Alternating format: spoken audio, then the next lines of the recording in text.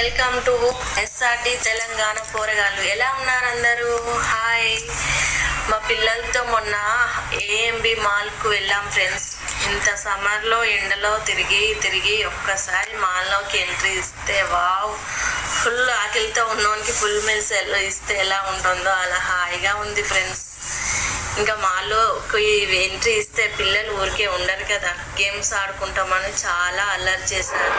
ఇక చేసేది ఏమీ లేక డబ్బులు కట్టి కార్డు తీసుకున్నాం ఫ్రెండ్స్. ఇక అల్లరి మానేసి కూల్గా ఆడుకున్నారు. చేసేది ఏముంది ఫ్రెండ్స్, వాళ్ళు అల్లరి చేస్తే మనం ఏం చేయలేము కదా.